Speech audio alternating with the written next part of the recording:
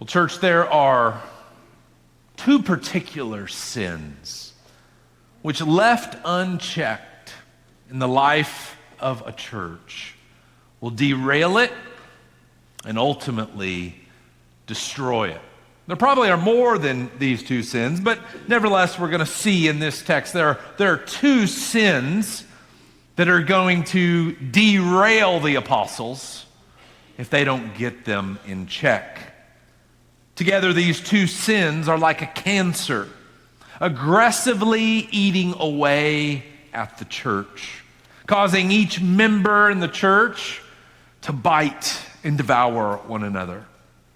These two sins that Jesus is going to address manifest themselves in a myriad of other sins: fits of rage, bitterness, immorality, greed, idolatry, division, and many more. What are these two sins? They're the sin of pride and the sin of jealousy.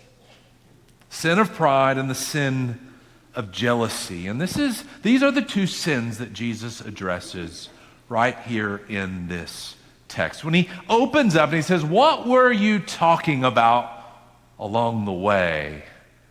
It's the sin of pride he's going to address.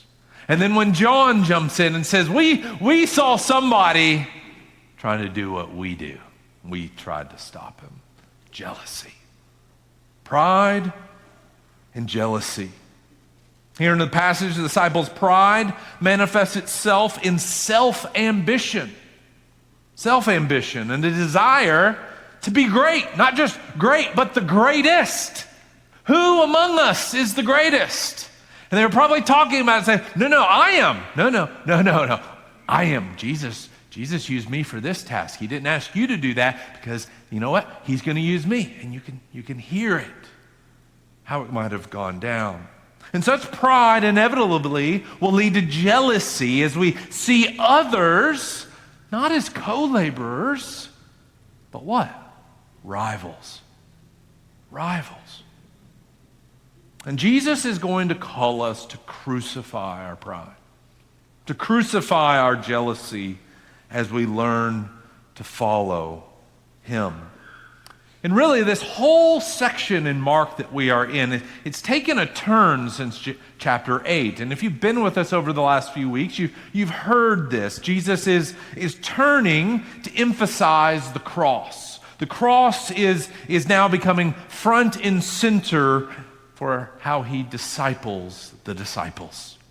And for us, now 2,000 years later, it's for us to see, how does the cross impact our ministry here? How does the cross impact our individual lives? More than, although it's glorious truth that he died for our sins so that we might be forgiven, but how else does the cross impact us?